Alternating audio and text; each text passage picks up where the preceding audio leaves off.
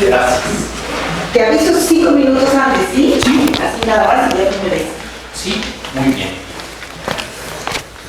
Bueno, los historiadores hablan de la relación ciencia y arte constantemente. Y desde luego usan a Leonardo, pero jamás se preocupan por el proceso creativo, que es de donde sale toda la obra. Pues yo tampoco les voy a hablar del proceso creativo, pero sí les voy a decir qué es lo que hace la obra de Leonardo tan importante. Tan importante desde cualquier punto de vista. De él es muy fácil hablar porque todo el mundo concuerda en que es un genio y a nadie se le ocurre decir, no hombre, para las porquerías que hizo, jamás nadie en ningún lado del mundo. Entonces, pues en eso todo el mundo va a concordar. Pero yo me voy a enfocar precisamente a la lectura de la imagen, a lo que fue su dibujo, cómo él dibujaba. No les voy a contar ni anécdotas, ni episodios, ni nada, sino qué fue lo que él hizo que legó a la humanidad con tanta calidad y que resultó ser un hito en la historia de la pintura universal. Casi siempre cuando pensamos en definir conceptos o en ubicar científica y artísticamente a los personajes de la historia, pensamos en las diferencias y difícilmente pensamos en las similitudes. Pero díganme ustedes, todo el mundo sabe de qué se trata la imagen que les estoy pasando. Un bisonte de Altamira. ¿En qué se parece esto a un dibujo de Leonardo o a uno de Picasso? ¿Sí? Si se fijan los tres momentos que me agarré, los tres son cima del arte internacional, mundial. ¿Qué es lo que los une?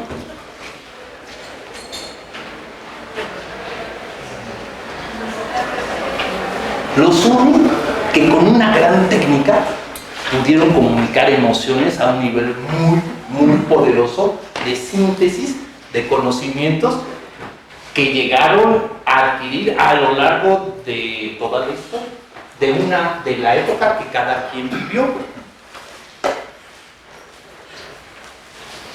Entonces, esta pintura se le conoce como Mujer 1 y es de Guillermo Reyes, que diga de Wilhelm de Königk.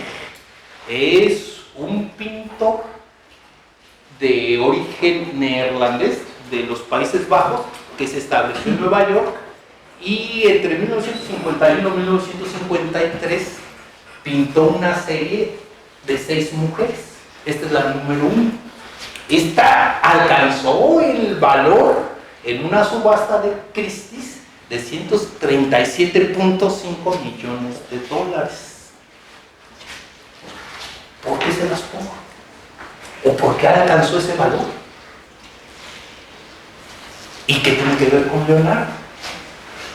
Bueno, pues en esta pintura, la forma de pintar no importa tanto el resultado, es pintura espesa, en donde la expresión corporal tiene mucho que ver.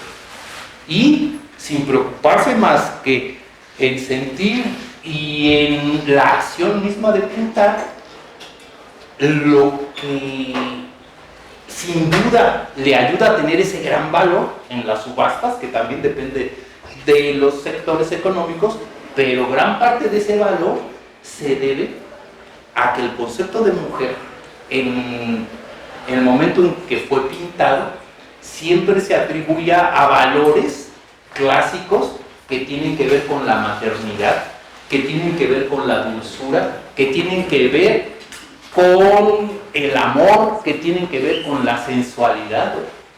Pero nunca había pintado una mujer totalmente descarnada y furiosa, y como a veces las mujeres se ponen, aunque no lo crean. ¿Sí? Entonces,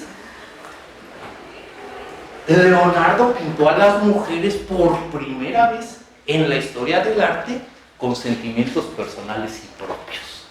en donde se ve no un personaje que por ahí anda, sino el individuo como tal y lo que él siente y cómo lo expresa. Van a ver cómo antes no era así de fácil. Fíjense que para poder entender cómo fue ese cambio, vamos a situarnos históricamente en los tiempos antes de Leonardo y después de Leonardo. No demasiado antes y demasiado después hasta nuestros días, pero demasiado antes nos vamos a quedar con el protorrenacimiento. ¿Sí? Lo que están viendo es un libro de oración de los Rothschild que se pintó en 1200 y cacho. Se encuentra este manuscrito, bueno, todo el libro, entre los 10 libros más caros del mundo, por lo que significa y por lo que implica conservar una pieza tan bella durante tanto tiempo. Pero empiecen a ver cómo se situaban los personajes, cómo las figuras iban acompañando al texto, cómo el color del fondo es muy importante para hacer que tenga unión, y pues las alusiones figurativas también disfrutan de una perspectiva casi central y sus colores son tenues, ¿sí? Aunque medio salpicado todo. En 1420, que es el principio del 480, el principio, el arrancón del Renacimiento, tenemos las más ricas obras del Conde de Berry.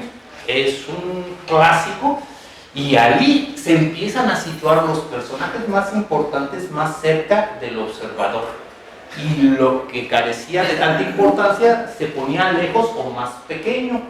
Pero así se estaba pintando en ese entonces, hasta llegar al Renacimiento, ¿verdad? Casi el Renacimiento. Esta pintura que se encuentra expuesta en la National Gallery de Londres, de este tamañito, es de el descubridor de la técnica de la pintura al óleo. Se reconocen dos hermanos, Jan y Huberto van Eyck. Es el desposorio de los Arnolfini, se llama esta pintura, y como ve, aquí ya hay una perspectiva central, es decir, ellos pusieron un punto y todas las líneas confluyen allá y logran captar la atención sobre los personajes gracias a esa acción. Pero realmente el temprano Renacimiento empezó en el centro y ligeramente hacia el norte de Italia, básicamente en Roma, Florencia y Venecia.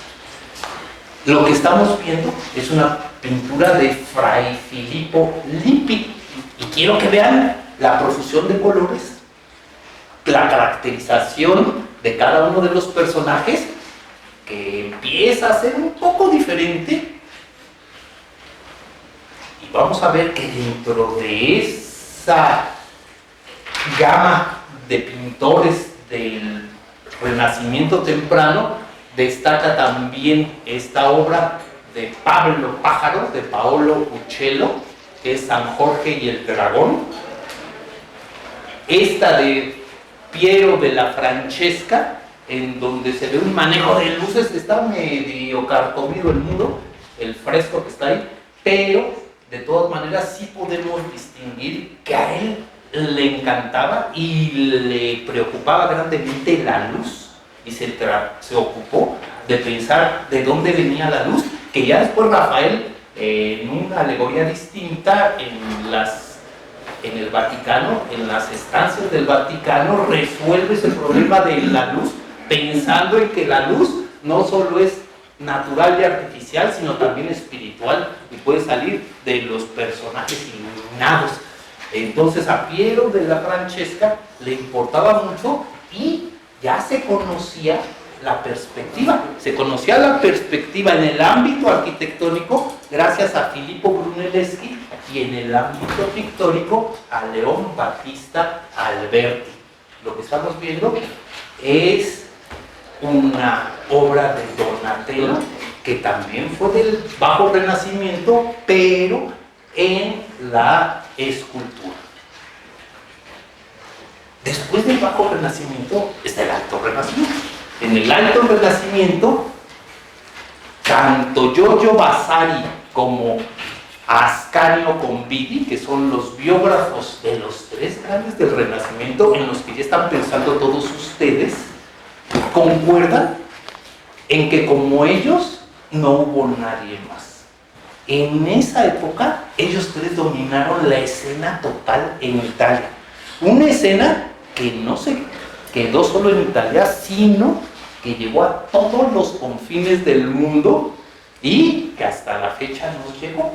Esa preocupación por tratar de buscar un bien común, de tratar de hacer que a la gente le llegara lo bueno de los inventos, hicieron la diferencia entre lo que era la contemplación y lo que era el trabajo y la producción de objetos materiales que generan riqueza. De Leonardo, pues fíjense que cada quien tenía su forma de ser muy, muy clara y son personalidades que se reconocen inmediatamente. Ellos tres, esos tres grandes personajes de la historia, giraron alrededor de Leonardo. Bueno, los otros dos, tanto Miguel Ángel como Rafael de Sanzio, se apoyaron en lo que ya Leonardo había hecho, pero siguen diciendo todos los biógrafos y todo el mundo que nadie como Leonardo.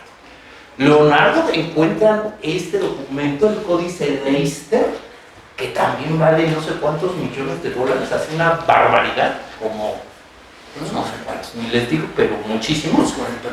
40 millones. ¿De dónde?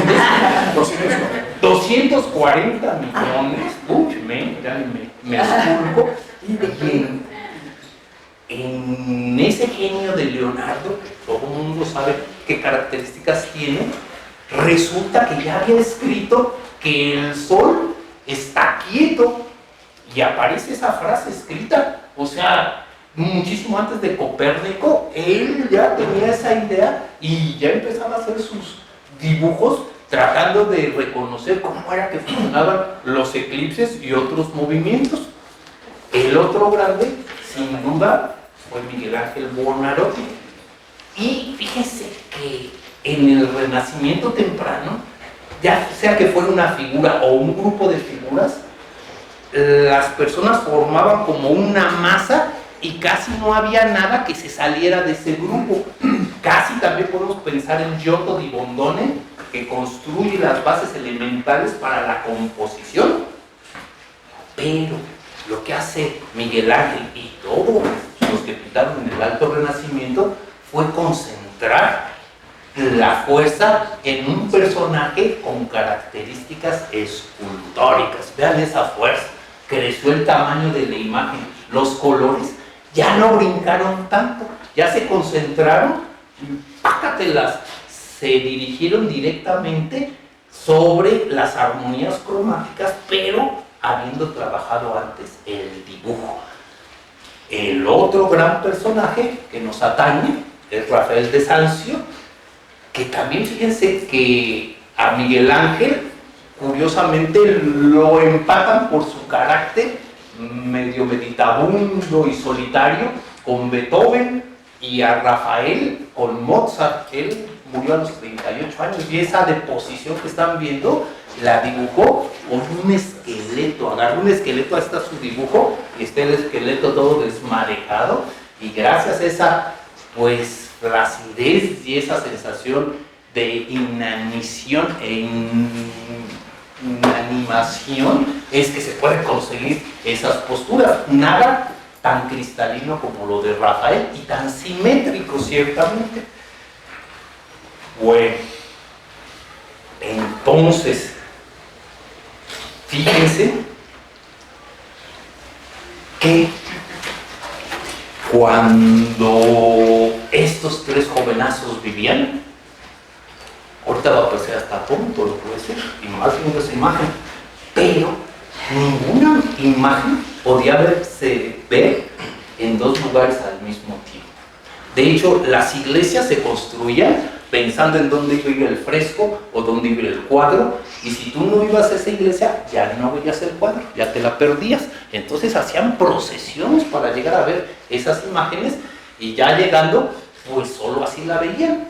En cambio, en nuestra época, pues nosotros podemos ver a la Mona Lisa y estudiarla perfectamente, incluso meterle el zoom en la computadora y extraer de ella todo lo que queramos. Y es más, podemos encontrar nuevos significados sin haber visto nunca la Mona Lisa.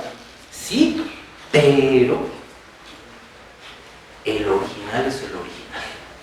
Entonces, si ustedes se compran una camiseta a la salida del Metro Universidad de la Mona Lisa, es diferente que si se la compran en la tiendita de Louvre, ¿verdad? Y si van y dicen, bueno, pues si quieran, yo estuve ahí en Francia y yo la vi, pues lo que quiera, pero esa no es la Mona Lisa. Entonces, lo que les quiero decir es que esa originalidad sirvió precisamente para que este dibujo, que yo sin saberlo lo vi y me quedé más de media hora viéndolo hasta que empecé a llorar, está en la National Gallery, es una cosa como así de grande, está dibujado con carboncillo y albayalde. El albayalde es un carbonato de plomo que tiene por un lado la fortaleza de tener un blanco puro cálido como ningún otro pigmento, pero lo malo es que es tóxico y con el tiempo decae. Entonces hay que tomarlo con cuidado, pero está considerado el dibujo más bello del mundo, y de verdad es una cosa que uno lo ve y lo ve y lo ve y lo ve y dice, pues ¿dónde radica eso? ¿O quién dice que es el más bello? ¿De dónde se sacan eso? ¿O a qué se refiere, no? Entonces van a ver cómo en el tiempo que vivió Leonardo, pues esa particularidad se empezó a mover, esa forma de dibujar. Esta es la Anunciación, y pues se dice que el maestro de Leonardo, que era Andrea del Verrocchio, apenas vio a su discípulo y dijo, ¿sabes qué? Yo me voy a la escultura, porque este es un genio, me va a hacer ver mal en donde me ponga. Y rápido se movió allá. Entonces hay varios cuadros que hicieron juntos y se nota de inmediato la mano de Leonardo cada que él intervino. Fíjense que de acuerdo a este alto renacimiento, las imágenes eran más complejas, pero lo que se quería decir era más fácil de entender y era muy claro en ese sentido. Esta imagen todavía tiene una perspectiva central, no se está apoyando en la perspectiva ortogonal, en donde hay dos puntos de fuga y puedes ver para los dos lados, sino está concentrado ahí y básicamente son figuras laterales. Pero vamos a ver cómo eso fue evolucionando. Pues van a saber también que en el norte de Italia los Sforza y los grandes acaudalados que empezaron a generar capital también utilizaron los nuevos inventos y las máquinas de guerra para poder conquistar otras ciudades y para hacer reconocer su poderío más allá de sus fronteras. Esto que están viendo es un dibujo y eso no se pudo reproducir. ¿Por qué no? Porque la imprenta de Johannes Gutenberg fue de 1400 y cacho, pero no imprimía imágenes. Las imágenes se pudieron imprimir y reproducir y estar al alcance de toda la gente a partir de 1790 con el alemán Alois Sennenfelder, que fue el creador, el inventor de la litografía. Y así pudieron crear muchas imágenes y empezarlas a repartir, pero ahí todavía no. Fíjense que después de Leonardo, déjenme decirles algo. Les hablé del protorrenacimiento, del renacimiento temprano, del alto renacimiento, y después lo que siguió fue el manierismo y el barroco. Lo que pasó en el alto renacimiento fue la conclusión del pensamiento y de los hechos, de la labor de muchas personas que culminaron en la pintura de Leonardo y en los tres que les acabo de decir, pero sobre todo en Leonardo. Y lo que vino después, hasta nuestros días, básicamente, es tratar de tirar esa teoría, de tratar de tirar esos principios y ver cómo le hacemos. Como lo que pasó en el simbolismo del siglo XIX al XX, en que empezaron todos los sismos y dijeron, nah, como ahorita vemos el arte conceptual, ¿no? Que dicen, nah, ¿para qué voy a dibujar bien, hombre? No es bien lo que piense. Y entonces están tratando de formar corrientes, pero después de Leonardo todo el mundo se lo quiso acabar y comérselo vivo. Entonces, en el centro de Italia empezaron las influencias que llegaron al norte de Italia y que de Alemania también bajaron. En ese entonces hasta Durero bajó a Italia para el saber de perspectiva, y se sabe que los colores más puros y el óleo se inventó en Flandes, venían del norte. Entonces ellos juntaron la perspectiva con los colores y lograron mucho. De los sucesores de Leonardo en el norte, sobre todo, destacan Gorgione, Correggio y Tiziano. Sí, ellos son manieristas y lo empezaron a buscar por otros lados, y fíjense que ya eso ya no fue continuación de nada, ya fue otra cosa que no tiene que ver. Y lo que es bien importante decir en esta facultad ahorita es que ese inicio de los grandes pintores y de los artesanos, que lo que sigue de esto fue sin duda Paracelso, ¿cómo se llamaba? Theophrastus Bombas von Hohenheim, y él fue el que matematizó todo este conocimiento y el que hizo los talleres que sirvieron para construir los aparatos con los que se formó la nueva ciencia, con personalidades como Newton, como Descartes, como la Royal Society, pero también por los conocimientos de las mujeres sabias de aquella época, que recogían hierbas, las clasificaban y que en aquel entonces les decían brujas, y ahora también. Entonces eso sirvió para conformar un tejido que funcionó precisamente para catapultar la ciencia como la conocemos ahora. Esto que hizo Leonardo sigue repercutiendo. ¿Qué estamos viendo? ¿Saben alguien? Esto no es una foto, es una pintura. En 1960 en Estados Unidos, Chuck Close y Richard Estes, que son los supremos líderes del movimiento del hiperrealismo, empezaron a tratar a decir qué es gráfico y qué es fotográfico. Saben que eso ya lo sabía Leonardo, y ahorita lo vamos a ver. Distinguir entre lo fotográfico y lo gráfico. Les aclaro que la ilustración hoy en día se va sobre lo fotográfico, y agarra una foto y la trata de copiar tal cual es. Antes los biólogos todos veían al microscopio o a ojo pelón y lo que entendían lo dibujaban para comunicar. Ya no conozco a ningún biólogo que lo haga. Sí, ahora luego fotografiaron y después photoshopearon. Está bien, cada quien lo suyo, pero en las obras de Leonardo se ve exactamente esa curiosidad y esa manera tan elegante y tan clara de plasmar las cosas con ese grafismo, no con ese fotografismo, sino destacando lo que es importante y dejando atrás sin descartar lo demás. Este se llama El doble retrato y es de Richard Estes, ahí lo ven y aparece en la cámara también. Entonces, ¿qué aportó Leonardo? O sea, porque sí, estamos hablando de su época e hizo muchas cosas. Fíjense que Leonardo escribió un libro que se llama El Tratado de la Pintura, que curiosamente conozco muy pocas personas a las que les haya interesado. Y yo desde que lo conocí me volví loco con el Tratado de la Pintura, porque es la primera vez en que se dice cómo se pinta. Y no solo cómo se pinta, sino cómo se observa la naturaleza y qué es lo que hay que ver para poderla pintar. O sea, cuáles son las causas que originan esos movimientos naturales. Y si ustedes ven a Paul Klee, a Pablo Trébol, el pintor suizo, también él escribe el libro de bases para la construcción del arte y se basa en cosas muy, muy parecidas. Es decir, cómo se mueven las olas de un estanque si yo aviento una piedra. O si van los caballos en el polvo y sacan polvo, ¿cómo los voy a dibujar? ¿Cómo se hacen esos cúmulos de polvo? Si yo voy a dibujar una planta, la voy a agarrar como durero y la voy a fotografiar, o primero voy a ver cómo crece, cuál es su forma de crecimiento, y sobre eso le voy a empezar a poner cosas que ahí lo están viendo.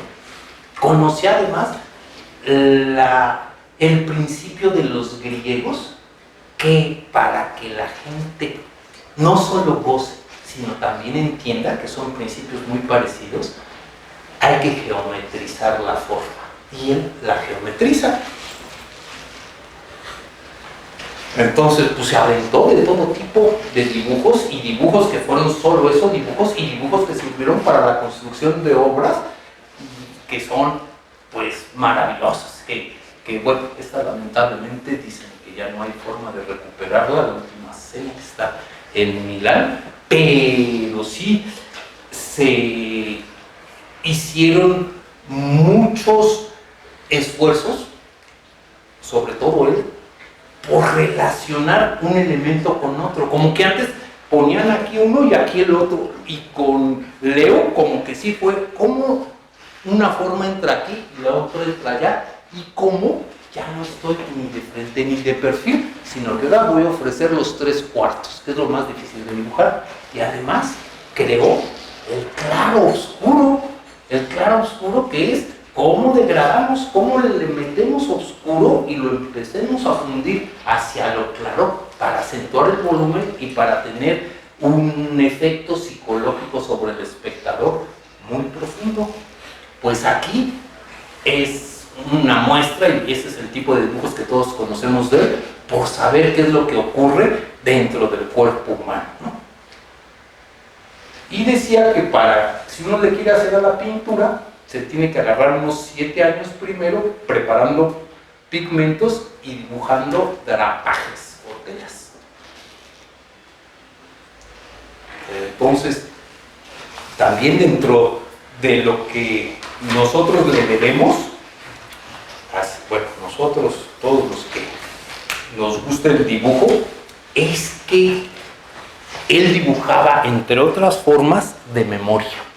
Entonces, antes de cualquier cosa, sabía que había, por decir algo, 7 tipos de ojos diferentes, 8 tipos de narices distintas, 4 formas de cara diferentes, unas 5 o 6 formas de boca, el pelo, y entonces llegaba con alguien y me decía, tú tienes ojos 3, nariz 7, ojos, y llegaba a su casa y ya, ¡pum, pum, pum! Y se echaba, ¿sí? Entonces, ya se me acabó, híjole.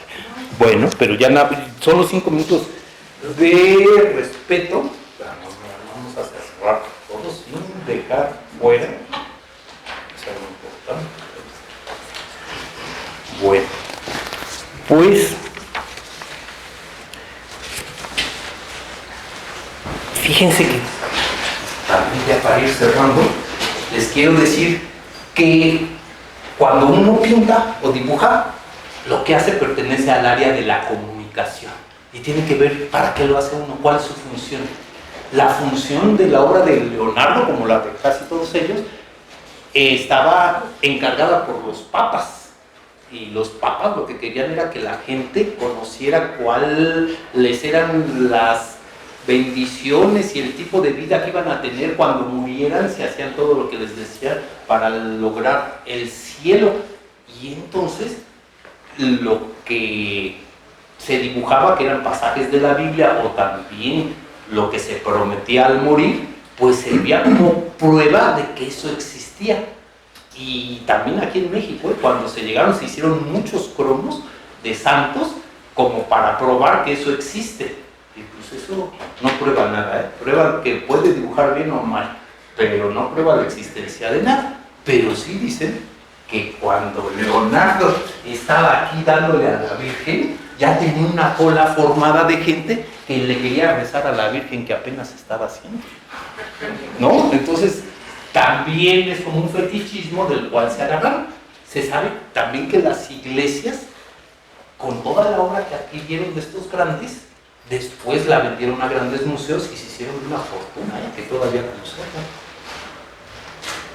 La pintura de Leonardo, sin duda, pues inspiró a todas las generaciones que han habido desde entonces y que actualmente nos siguen inspirando y nos siguen marcando un camino para poder entender cómo es la línea, cómo es la composición, si la línea es sensible, si la línea es dinámica o es nada más una línea. Y él sabe cómo hacerlo para transmitir ese tipo de emociones. Nació justamente esto, el pasado era de Paul Gauguin, este es de Edward Hopper y este es de Lucian Freud. Entonces, pues a mí me da mucho gusto que gracias al homenaje luctuoso de Leonardo a 500 años de su fallecimiento, un día como hoy, de hace 500 años, tenga la oportunidad de hablar de arte en una facultad de ciencias. Muchas gracias.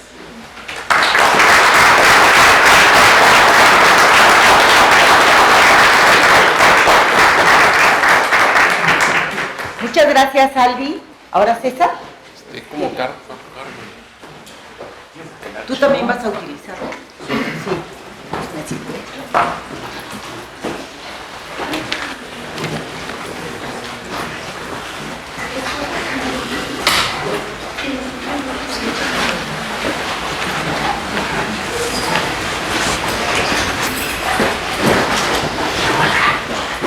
El cambio, ¿verdad?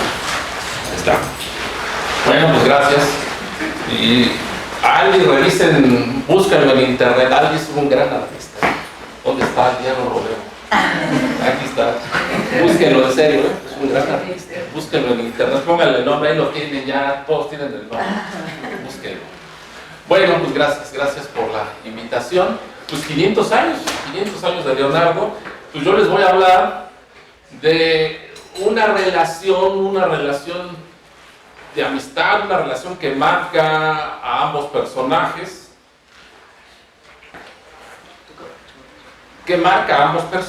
pero pues antes que todo es un personaje. Ahorita escuchamos a alguien desde un perfil que uno diría, ahí nos podemos quedar, es más, podría haber, seguro las hay en otros países, la cátedra de Leonardo da Vinci, donde a lo mejor abordarían solamente la parte de las obras, la parte pictórica, la parte de las obras de caballete o de las obras al fresco. O sea, sería hay todo un tiempo por trabajar ahí. Pero una pregunta que yo me hacía es, ¿y Leonardo cómo quería que lo recordaran? Él cómo hubiera querido que lo recordaran, hubiera sido el Leonardo que van y visitan miles de gentes, que esto es lo que actualmente, más o menos así se veían todos los colores que trataron de recuperarse, y lo que se recuperó de la Catedral de Santa María delle Grazie. Entonces es lo que más o menos se conserva. Pues el edificio casi se cayó, pero la pregunta es, ¿Leonardo hubiera querido que lo recordaran solamente por su obra La Última Cena, la Gioconda? Él hubiera querido eso. Pues parece que no, fíjense. De ahí quiero empezar. Parece que a lo mejor desde ese punto de vista solamente que lo recordaran, no, a lo mejor desde el punto de vista de los dibujos, que alguien nos mostró ahorita algunos, o el que puse al inicio, ya no le puedo cambiar, o de los que puse al inicio, a lo mejor el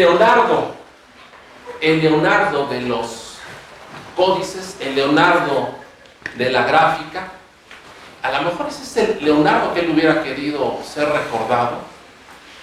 Déjenme leerles una parte rápidamente. Cuando pongo aquí borrador de la carta a Ludovico. Él, cuando se presenta ante Ludovico, dice, en un borrador, dice: habiendo visto y estudiado a fondo los experimentos de todos aquellos que se dicen maestros inventores de instrumentos de guerra, y que sus invenciones y obras de dichos instrumentos en nada difieren de lo habitual, me animo sin restar mérito a nadie a solicitar a vuestra excelencia que me atienda para revelarle mis secretos y brindárselos para que los disfrute a su debido momento. Y empieza a listar toda una hoja, son 10 puntos, digo nada más unos cuantos elementos. Dice, puedo construir puentes ligerísimos, fuertes y fáciles, y empieza a hablar de puentes. En otra parte dice, en caso de asedio puedo drenar agua de los fosos, construir infinidad de puentes. Y se sigue, dice, si debido a la elevación o a la fuerza de la posición de una plaza no se pudiera bombardear, puedo demoler cualquier castillo. Y se sigue ahí, puedo también construir ciertos cañones, puedo excavar minas, pasos, o sea, muchísimas cosas. Dice, en tiempos de paz creo poder satisfacer tanto como cualquiera otro de la arquitectura y la construcción de edificios públicos, privados. O sea, es muchísimo lo que dice. Y casi al final, faltando 2 líneas, dice, también puedo esculpir en mármol y bronce y yeso, así como pintar cualquier cosa también como el mejor. Ya, es todo. O sea, parece, y por otras menciones que él mismo hace, parece que Leonardo no hubiera estado tan satisfecho a lo mejor solamente recordarlo por una pintura o 2. No, a lo mejor él hubiera sido, como ahorita alguien nos mostró, parte de su gráfica. A lo mejor yo creo que el Leonardo más libre, el Leonardo más creativo, yo creo que estaba en la gráfica. Ahí estaba. Ahí lo podemos, el Leonardo inventor. Él hubiera querido ser recordado como inventor, ingeniero militar. O sea, él hubiera querido, yo creo eso, por lo que dejó en borradores, en cartas, tal parece que es eso. ¿Y quién podría entender parte de todo esto? Pues la gente que convivió con él y que nos dejó por escrito obras, en el momento, cartas. Veamos qué pasa con la gente que lo rodeó. Leonardo llega a Milán, él le había hecho varios viajes, él llega a Milán en el 96, ya establecerse más, ya había estado antes, pero ya está más establecido en el 96, tenía 44 años. Ahí conoce a Fazio Cardano, el padre de Girolamo, el que conocemos aquí en las matemáticas, el padre de Girolamo Cardano. El padre estaba al servicio de la corte en Milán. El padre ya había publicado un libro sobre perspectiva, un libro sobre la perspectiva de Peckham. Entonces él estaba al tanto, él era matemático también.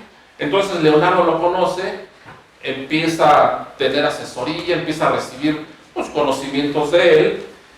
El Cardano que siempre hemos conocido aquí, Girolamo, cuando Cardano muere, Girolamo tendría ya aproximadamente unos 18, 19 años. Es decir, sí le toca a Girolamo recibir, yo creo que opiniones del padre, opiniones sobre Leonardo. Y digo esto porque son de esas partes todavía porque uno creería que actualmente de Leonardo, pues uno diría, híjole, pues ya qué voy a decir. Está todo tan escrito, todo tan estudiado, que dice uno, hasta miedo da pararse enfrente y hablar de Leonardo. Dice uno, ¿qué voy a decir? No. Resulta que, por ejemplo, en estas partes todavía del estudio de sus vínculos, el estudio de los personajes vinculados a las matemáticas, a la física, todavía nos quedaría por estudiar la obra de Cardano, que la obra de Cardano no es el Ars Magna, no es el de la Vida, no. Las obras completas de él son una obra enorme. Y al menos yo he detectado algunas menciones que hace Cardano, Girolamo, algunas menciones que hace a Leonardo. Entonces sí se encuentran. Y no son trabajos todavía que ya uno le ponen ahí a Wikipedia, la relación Cardano-Leonardo, no. No, hay mucho por estudiar. O sea, no, hay muchísimo por estudiar acá en estos pasajes. El mismo año que Leonardo llega a Milán, ese mismo año llega también Luca Pacioli. Luca Pacioli, un personaje 10 años más grande, aproximadamente 10 años más grande de edad que Leonardo, que por cierto cumplió 500 años de su muerte el año pasado, si no nos acordamos. Entonces, 10 años más grande que él, se conocen en Milán. Cuando llega Luca Pacioli a Milán y se encuentra con Leonardo y se conocen, él ya era un señor de las matemáticas, un señor ya reconocido, Su obra ya se había publicado, la famosa Suma Aritmética, es un solo título, pero grandote, no crean que las comas implican más títulos. Aunque luego publicó una traducción, una versión de los elementos de Euclides años después, pero aquí es la famosa Suma Aritmética. Esa obra que fue un referente pues durante el siglo XV, siglo XVI, quien quiera aprender ciertas áreas de la matemática tenía que leer a Luca Pacioli. Quien se quería adentrar por primera vez en la teoría de los números tenía que leer a Luca Pacioli. Había otras obras, pero digo, podrían leer a Euclides en los libros aritméticos, pero era Luca Pacioli principalmente. Se encuentra con Leonardo, y uno normalmente identifica la relación Leonardo-Luca Pacioli con la divina proporción. Y se cree que eso fue la gran relación entre ellos, la divina proporción, esa obra que se publica ya años después, incluso cuando dejan Milán. Ambos tienen que salir de Milán por cuestiones de guerras, todo eso aquí, pero los dos parten a Milán, y la obra de la divina proporción se termina publicando en 1505. Y Leonardo, que es famosa esa obra, Leonardo le ilustra los poliedros a la obra de la divina proporción, que por cierto hay tres versiones, como tres versiones previas, dos previas y la definitiva de la divina proporción, e incluso se puede ver ahí la evolución de cómo Leonardo fue practicando, fue haciendo el diseño de los poliedros, porque con esa perfección de Leonardo, con esa perfección de cómo llevar lo tridimensional a lo bidimensional, las proporciones, pues se podrán imaginar. Aquí se ve, por ejemplo, en la misma figura en diferentes etapas. Esta es la definitiva. Estas marcas son de estudios que se han hecho de, pues ya saben que siempre hay estudios donde se dicen, es que aquí le falló un poquitito, aquí debió de haber puesto tal cosa. Por ejemplo, aquí se ve más, que se dicen, aquí no terminó de cerrar, aquí se ve nada más como un pico, aquí ya no se ve, y aquí, bueno, algunas imperfecciones habrá. Pero esta parte como de esqueleto del poliedro no convexo son maravillosos los poliedros. Son los más famosos, y uno pensaría, bueno, esa fue la gran relación, ilustrar la divina proporción. Y no nada más fue eso, porque quedaría muy limitado entonces el conocimiento de Leonardo en esa relación. Uno diría, bueno, pues sí le ilustró. Y uno diría, bueno, ¿qué pasa? Entonces ustedes nos podrán preguntar, ¿qué pasa entonces con ese Leonardo que estaba yo diciendo que cómo le hubiera gustado que lo recordaran? Porque parece que ya me desvié demasiado. Y no, porque va a venir ahorita una obra donde Pacioli nos deja ver a Leonardo no en las artes, no en el arte de las obras al fresco, no, nos deja ver a Leonardo inventor, a Leonardo científico, que ahorita no sé cuál es esa obra. Desde que llega Leonardo a Milán y todos esos años hasta que muere, se detectan ciertos cambios, cierta evolución, incluso no en la técnica, porque la técnica de Leonardo, pues, puedo decir, era tan depurada, pero sí en ciertas reflexiones en cuanto a la geometría, en cuanto a efectos de la óptica. Entonces parece que su encuentro con Pacioli y con Fazio Cardano lo hacen, de alguna manera podríamos ir evolucionar su pensamiento en cuanto a la perspectiva, la teoría de las sombras, los relojes, la cuadratura de las superficies, la óptica. Lo hacen que después de convivir con ellos, después de poder estudiar ciertas obras junto con Luca Pacioli, que parece que Leonardo parece que sí tenía problemas con la comprensión ya más profunda del latín. Entonces parece que no había podido abordar ciertas obras, tanto de la óptica como de la geometría. Entonces, pero al lado de Luca, parece que todo eso tuvo una gran evolución, y obviamente de Cardano, de Fazio. Y viene una obra que Luca empieza a estructurar desde que llega a Milán, se conoce con Leonardo, y empieza él a escribir los primeros problemas de esta obra. Esta obra sí, no es la divina proporción que todo el mundo conoce, no. De Veribus Quantitatis, que es sobre el poder de los números. Y de hecho esta obra se mantenía perdida todavía hasta hace, me parece, si no me equivoco, veintitantos años, cerca de 30 años o menos incluso. estaba medio perdida la obra, se conocía de esta obra por ciertas referencias, pero se terminó encontrando un manuscrito en Bolonia, hace algunas décadas les digo, y se recupera. Y es cuando esta obra de Luca Pacioli se empieza a dar a conocer otra vez. Se transcribe ya, no hay todavía grandes estudios sobre esta obra, y se las menciono porque pues, a nuestros estudiantes siempre hay que darles opciones también de que siga habiendo opciones de explorar, opciones de adentrarse en algo que no todo mundo ya ha trabajado, no, sigue habiendo, aunque uno diga, estos personajes yo creo que ya todo mundo los estudió, todo de cabo a rabo, y no. De Viribus Quantitatis es una obra que Luca, les digo, empieza a escribir, una obra que es, en parte son como divertimentos, en parte son acertijos, aquí pongo parte de lo que es, ¿sí? Viene como en tres grandes partes: la intervención de los números, 81 problemas que abordan cosas, pues ahí menciono algunas, otra parte la geometría de las líneas, preceptos morales, ¿sí? Acertijos.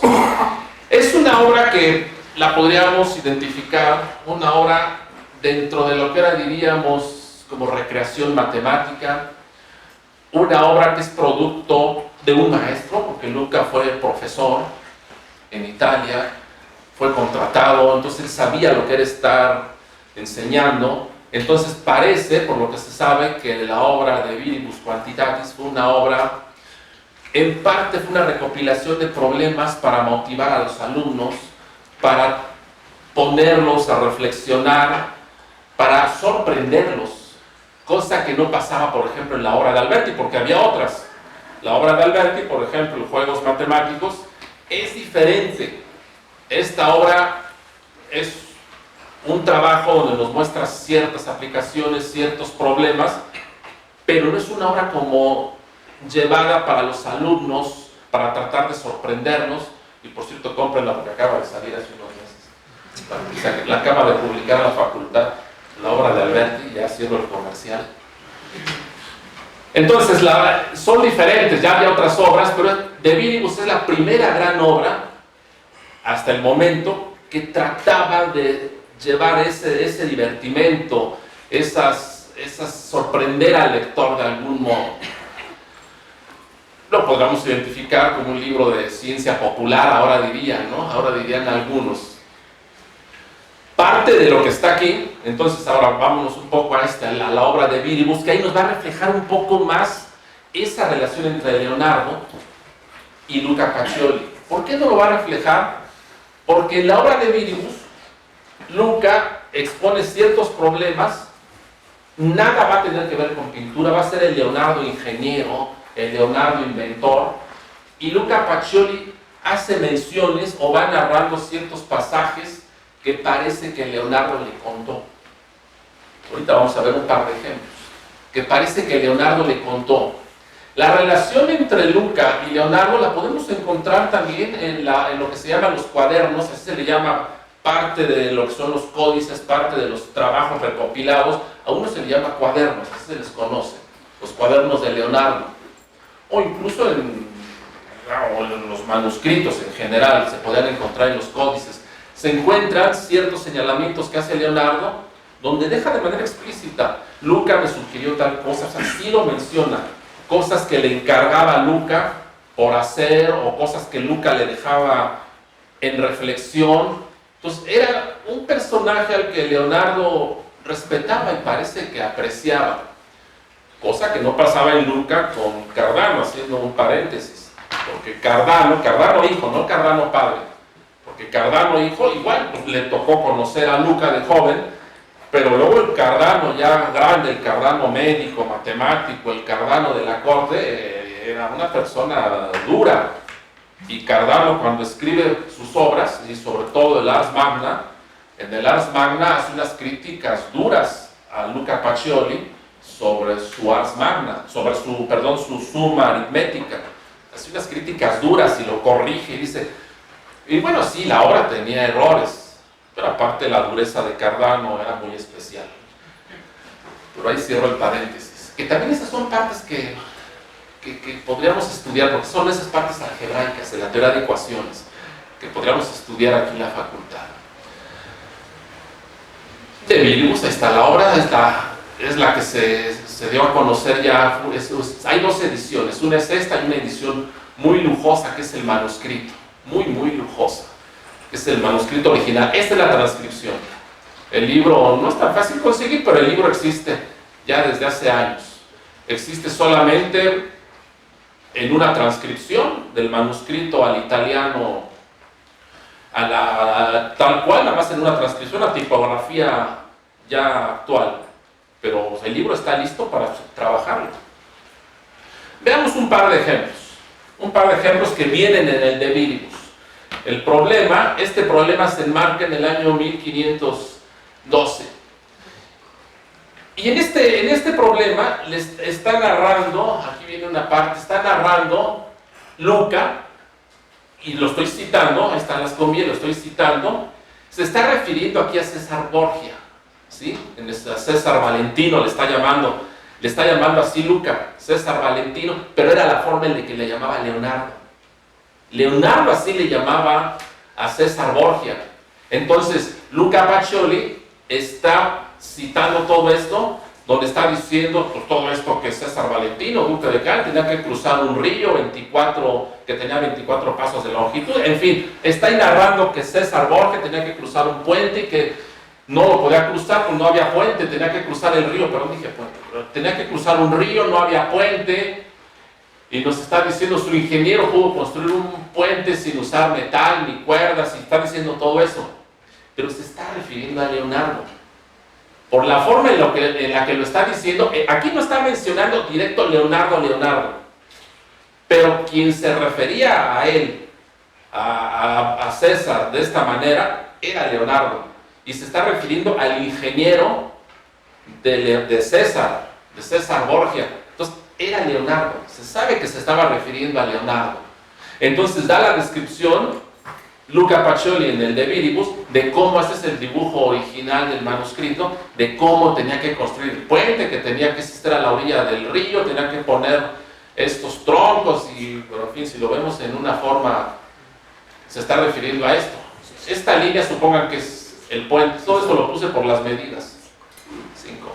Estas son las medidas, pero se está refiriendo a que tenemos que construir el puente de esta manera, poner los troncos, y tener contrapesos, en fin, a lo que se está refiriendo Luca Pacioli es a un tipo de puente de estos.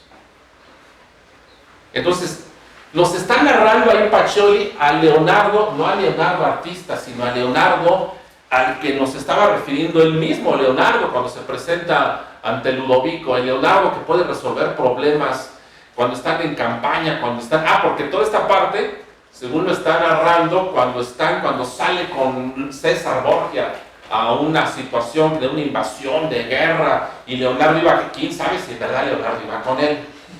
O sea, eso es lo que le narra, pero no estoy tan seguro, Rafael dice que sí. Pero sonaba muy bien de que pues yo iba con César en pleno ataque, pero está construyendo. Entonces, este es el Leonardo que nos describe Luca, el que a lo mejor Leonardo estaría feliz de decir, sí, yo era el que construía los puentes, iba con César. Hay varios en los códices, hay varios dibujos sobre los puentes, por lo menos hay 5 o 6 tipos de puente. En otra parte nos describe Luca un experimento que incluso se puede encontrar desde la dióptrica, la catóptrica o dióptrica de Euclides, desde ahí se puede encontrar el problema de que si tenemos una vasija y tenemos un objeto en el fondo, entonces de cierta posición no podemos ver el objeto, pero si depositamos agua, lo llenamos de agua y sin movernos, o sea, sin mover ni el recipiente ni nosotros, no vemos el objeto en el fondo. Pero si lo llenamos de agua, entonces sí podemos ver el objeto. Entonces Luca nos expone, y aquí sí está mencionando directamente a Leonardo. Bueno, no puse ya la cita directa, pero sí está mencionando directamente a Leonardo, y lo está mencionando, lo está elogiando de sus trabajos de la óptica, y todo lo que está ahí hablando sobre la refracción y todo esto. Ahí nos deja ver a un Leonardo, el Leonardo inmiscuido en la óptica, incluso Luca habla de las líneas de la visión, la importancia de las líneas de la visión, que eso nos da para muchísimo, todo lo que es la perspectiva.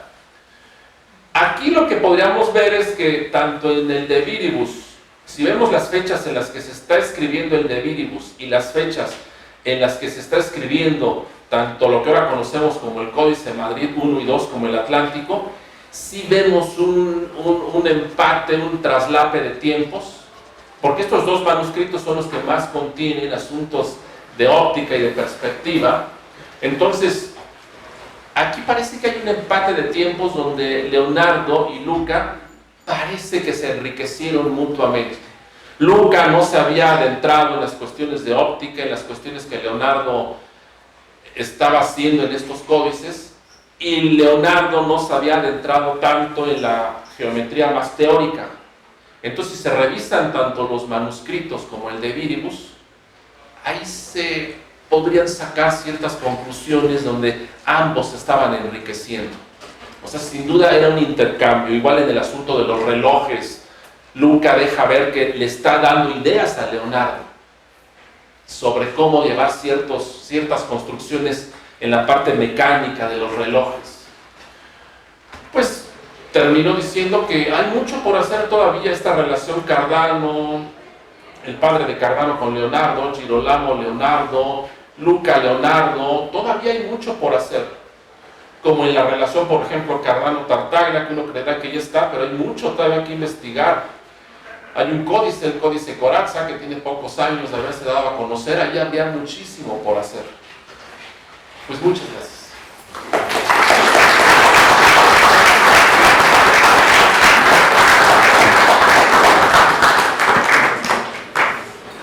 Y ahora Rafael.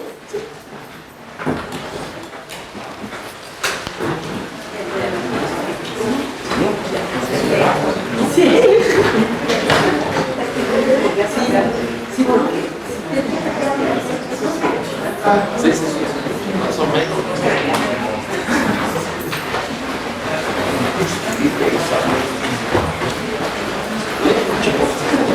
Sí. Oye, a mí me vieron que tú tienes una foto. De los libros humanitarios. Uno, pero es que. Es una política, pero esa es una parte. Es moral, es moral.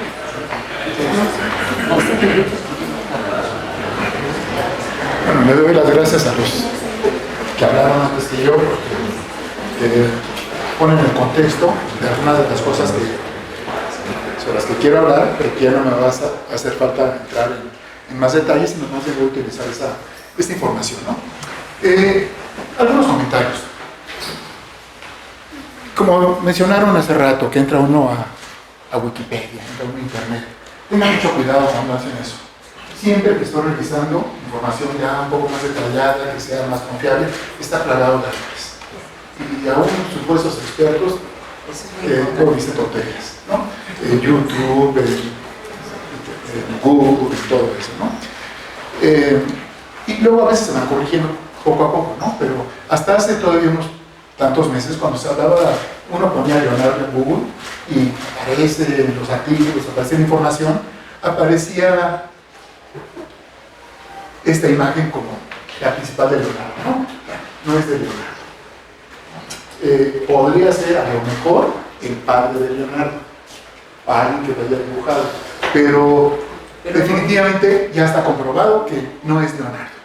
¿No es Leonardo? No es Leonardo. No. Casi siempre aparece como retrato de un hombre con barba. Y en muchos lados ponen a Leonardo, pero Sí, no es sí. él. No, el que sí es ¿No Leonardo. es o no es? No es. No es Leonardo. El que sí es Leonardo es este de la derecha. Este que está acá. Ese es. ¿Cómo? Pero que sí es dibujado por él. ¿Ambos? ¿Cómo? ¿Ambos son de él? No. Este es de Messi. Ah. O sea, al final de los últimos años de su vida, Leonardo tuvo dos discípulos que eran los favoritos.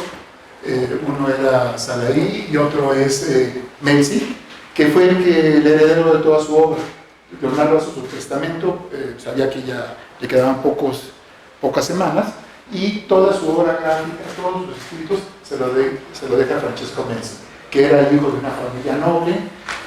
Una vez que muere Leonardo en el 19, Menzi se los lleva a su castillo y vive ahí hasta 1570, o sea, le sobrevive casi 50 años y se la pasa idolatrando, adorando esos textos. Para desgracia de la posteridad, el hijo de Menzi le importaba un carajo, un comino, estas cosas, y una vez que heredó, empezó a repartirlo. A veces lo vendía, a veces lo repartía. Cuando algunas personas se dan cuenta de lo que estaba haciendo ese señor, recuperaban este material de Leonardo y se lo querían regresar y decían, no, quédense. Y hay alguna anécdota de que alguna vez hasta un carnicero se vio que estaba envolviendo los pedazos de carne con algunos de los folios de Leonardo, ¿no? Eventualmente llegó una persona, esto no estaba en la plática, Pompeo Leoni, que le compra todo lo que puede al hijo de Menzi y lo empieza a acomodar en distintos cuadernos. Esto lo menciono porque César hizo mención a los cuadernos. Leonardo no los acomodó con tal cual.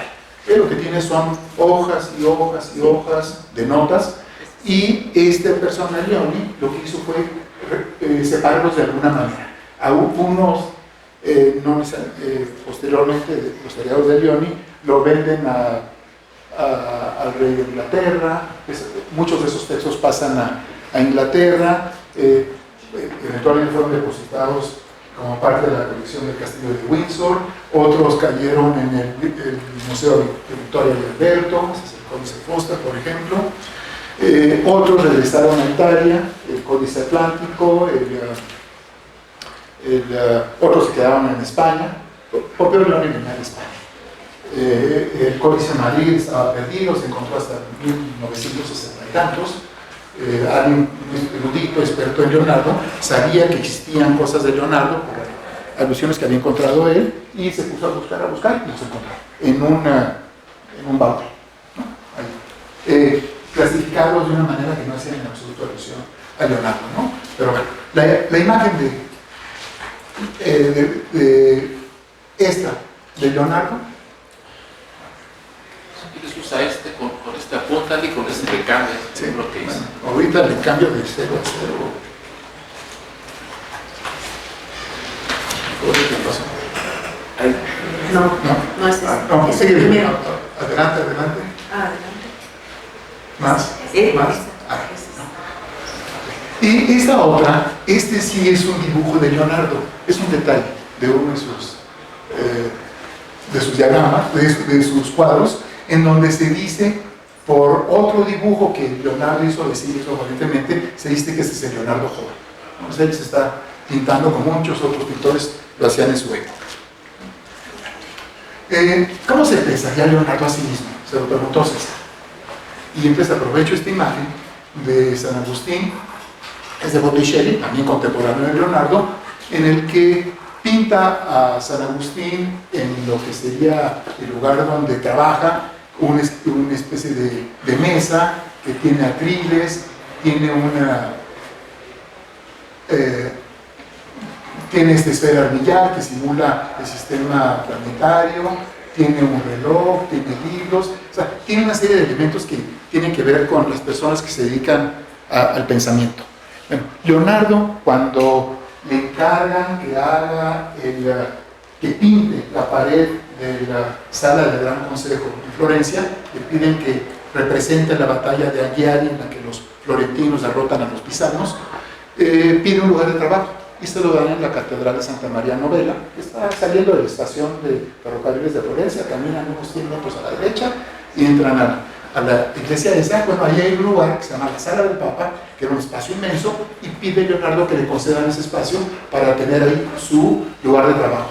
Las pinturas no llegaban ellos, pinturas de ese tamaño que eran sobre las paredes, no llegaban ellos a pintar sobre la pared.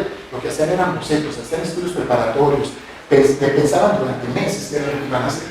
Entonces, en esa sala, Leonardo es donde se sienta y empieza a hacer los bocetos para la batalla de Aghiari y se pone a hacer bocetos de muchas otras cosas. Entonces, por las descripciones que hay de cómo estaba su despacho, semejaría que Leonardo quisiera hacer eso. La persona que está trabajando en un sitio, recopilando todo lo que le interesa, todo lo que motiva su curiosidad, todo aquello que va él descubriendo, lo que va imaginando, etcétera, etcétera. Entonces, ahí tenemos algo, como se diría Leonardo, como una persona que quiere saber, que quiere aprender y que tiene una capacidad impresionante para representar lo que es visible. También se dice, a veces en algunos textos, artículos, libros o en internet, que Leonardo no era muy conocido en su época, todo lo contrario, era famoso. Se lo peleaban el Papa, duques, reyes, todo el mundo quería contratarlo. Y se habla de que su fama vino después. Él era famoso en vida, inmediatamente después de que muere, en 1550 aparece la primera versión de la vida de los hombres, de los escultores, pintores y arquitectos ilustres de Giorgio Vasari. Es una obra famosa porque inaugura una nueva manera de hablar de las personas, de las biografías. Antes sí hay biografías de personajes famosos, pero siempre están en otro contexto. Pero aquí es el interés por la persona lo que mueve a Vasari a escribir sobre todas estas personas famosas, casi todos ellos del siglo XV y principios del XVI. Lo que dice Vasari de Leonardo es lo siguiente, es un texto relativamente corto. Bueno, el texto es muy largo, voy a leerles una parte nada más, ¿no? Dice: los cielos suelen derramar sus más ricos dones sobre los seres humanos, muchas veces naturalmente y acaso sobrenaturalmente, pero con pródiga abundancia suelen otorgar a un solo individuo belleza, gracia e ingenio, de suerte que haga lo que haga, toda acción suya es tan divina que deja atrás a las de los demás hombres, lo cual demuestra claramente que obra por un don de Dios y no por adquisición del arte humano. Los hombres vieron esto en Leonardo da Vinci, cuya belleza física no puede celebrarse bastante, cuyos movimientos tenían gracia infinita y cuyas facultades eran tan extraordinarias que podía resolver cualquier problema difícil que su ánimo se planteara. Poseía gran fuerza personal, combinada con la destreza y un espíritu y valor invariablemente regios y magnánimos. Y la fama de su nombre se propagó a tal punto que no solo fue celebrado en su tiempo, sino que su gloria aumentó considerablemente luego de su muerte. Eso es lo que está diciendo alguien que no lo conoció personalmente, casi seguro, pero sí conoció su obra de primera mano. Y conoció a muchas personas que conocieron a Leonardo y con los cuales pudo hablar. En particular, la primera persona que se interesó en hacer una especie de biografía de Leonardo fue Paolo Giorgio. Y Giorgio fue el que le sugirió a Vasari que por qué no hacía una vida de Leonardo. Y Vasari toma la idea de y por qué no de Donatello y Luca de la Robbia, etcétera, etcétera, ¿no? Todos los grandes artistas del Renacimiento. Entonces, si uno revisa en la literatura del siglo XVI, XVII, está lleno de elogios a Leonardo. Igual, se pierde un poco, no tanto la fama de Leonardo, sino el conocimiento de su obra entre el siglo XVII y el siglo XIX, porque era difícil tener acceso a ello. No cualquiera llega a la biblioteca de Turín en ese entonces a decir, quiero ver tal cosa de Leonardo, quiero ver el manuscrito. Imagínense llegar al Palacio de Windsor y decirle a la reina Victoria, oye, ¿me das permiso de cotejar lo que tienen de Leonardo? No los dejarían entrar, ¿no? Pero a partir de la segunda mitad del siglo XIX, Richter escribe lo que se llamaría los trabajos literarios de Leonardo, donde es una recopilación de los trabajos, de las notas de Leonardo, que recopila en varios lugares, ¿no? Si no, hace una selección y lo publica. Increíblemente, hay unos cuantos diagramas, unos cuantos dibujos. Todo esto que ensalzó Aldi hace rato, para Richter no tiene mayor importancia. O sea, lo que le importa es el pensamiento de Leonardo. Luego, más adelante, viene otra recopilación de textos de McCurdy, eso se llama notebooks, o sea, los cuadernos de Leonardo, y ahí aparecen más dibujos. Pero también es una cosa mínima. Es hasta los años 40 del siglo XX que Popham escribe un texto dedicado exclusivamente a los diagramas de Leonardo. Y ahí aparece mucho más, ¿no? Piensen que se estima que Leonardo habrá hecho mínimo 100.000 bocetos, diagramas. Sí. Piensen que eso es lo que nos aparece en los 6.500 folios aproximadamente que se conocen. Y eso solamente representa aproximadamente la tercera parte de lo que él produjo. De todo lo demás se perdió. Están separados de esa manera porque los interesados trataron de recopilar cosas en común. Pero no es que Leonardo lo pensara de esa manera. Su pensamiento era, podríamos decir, demasiado libre si lo quieren ensalzar, o demasiado desordenado, ¿no? Demasiado distraído, ¿no? De que en una sola hoja representa muchas cuestiones, ¿no? Entonces voy a empezar ahorita a meterme un poquito en la manera de representar las cosas de Leonardo. Este es un dibujo, el primero que se tiene de Leonardo. Representa el Valle del Arno y lo que pueden apreciar es que es un paisaje que está como lleno de luz, que lo hizo de manera un poco rápida, o sea, no es tan muy cuidados los acabados, sino que Leonardo se ve que está ante ese paisaje y está utilizando la capacidad que él tenía para copiar las cosas, está copiando esto, ¿no? Y compárelo con esto, que esto es después de 1500. Es una representación del diluvio, de una destrucción total, pero todo esto ya se ve que hay una planeación detrás de todo ello, o sea, que hizo muchos bocetos para tratar de representar una especie de diluvio que viene acompañado de un temblor, está cayendo, está moviendo las rocas, están saltando, están destruyendo edificios, etcétera, etcétera. Entonces, este es un dibujo en el que hay una teoría detrás de ello. O sea, hay lo que él observa más lo que pretende mostrarnos a nosotros. Y está suponiendo que la naturaleza se está comportando de acuerdo a ciertas reglas, y esas reglas como resultado dan este tipo de movimientos. Previo a eso, digamos, otra imagen de la que se dice que es Leonardo, pero aquí pareciera ser que está contemplando de manera apasionada estas imágenes. Son imágenes de un río que hay una corriente, está golpeando a este obstáculo y se están formando estos vórtices. Aquí tenemos otra repetición de los vórtices, ¿no? Eso también no va a dar tiempo, pero está respondiendo a una manera de visualizar y de teorizar de cómo son las corrientes de agua por parte de Leonardo. ¿Cómo es que trabajaba? ¿A qué apelaba? Pues a veces lo está haciendo con el objeto físico enfrente. En otras ocasiones está utilizando su memoria sobre lo que yo observo, lo que mencionaba Andy. En otras ocasiones simplemente está utilizando lo que se suponía que era el aspecto de las cosas. Él tiene una memoria prodigiosa, una memoria visual prodigiosa, y se basa en todo lo que ya miró y lo puede poner en juego más adelante. Y le mete mucho su imaginación. Y aquí es donde está lo que menciono, de que está utilizando teorías en ecuaciones falsas, en ocasiones latina, pero para completar la representación. Y aquí es cuando entra, digamos, a otro plano, donde a veces utiliza la fantasía. ¿Para qué lo hacía? Pues podemos analizar los diagramas de Leonardo y podemos clasificarlos de tres formas distintas. Unos que son esbozos, dibujos apresurados, informales, improvisados, que está copiando lo que está ahí. Si uno está mirando el paso del agua en un río, no puede uno tomar una fotografía mental y reproducir eso, sino que tiene que estar haciendo trazos rápidos tratando de recuperar lo que está ahí presente. La otra es lo que se llamaría el dibujo técnico, de que ya que analizó aquello que observó, ya que lo pensó bien, entonces sí hace dibujos que están sujetos a una planeación, que obedece ciertas convenciones de representación, muchas de las cuales son novedosas, porque Leonardo las introduce. Cuando alguien me presentó la figura de un cráneo, está partido a la mitad, y entonces como que estamos viendo un corte transversal. Eso nadie lo había hecho antes. Esa es una innovación representacional de Leonardo.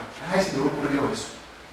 Y se repite no solo para el cuerpo humano, lo utiliza para representar cañones y otro tipo de máquinas, ¿no? Presenta la máquina, una sección de ella, tal como la veríamos desde fuera, y luego un corte para ver cómo se integra. Bueno, entonces está ese dibujo técnico en el que utiliza la teoría de la perspectiva, se cuida que las proporciones sean las adecuadas, etcétera, etcétera, ¿no? Como si uno estuviera viendo casi una fotografía de la realidad. Y luego están los esbozos técnicos, que es una cosa intermedia. Producto de eso, tenemos estas cosas. Se han como dice César, hay muchas cosas todavía por hacer con Leonardo, entonces uno puede analizar, bueno, la representación, puede utilizar, revisar el contenido. Frecuentemente él en sus cuadernos de notas tiene algún diagrama de algo y viene acompañado de algún comentario o de alguna cita alusiva. Y luego puede venir como hay otras cosas que no tienen nada que ver. Pero como parte de los estudios que se pueden hacer actualmente, ahora se puede analizar qué tipo de papel utilizó, si era papel que estaba mezclado con alguna fibra, si ese papel estaba pintado de antemano o lo pintó Leonardo. Se pueden tomar ampliaciones con microscopios y ver el tipo de textura que tenía el papel. Él escogía, dependiendo de lo que iba a representar, el material que más adecuado le parecía. Podía tener un papel normal, tal y como se compraba, pero ese papel podría absorber demasiado la tinta.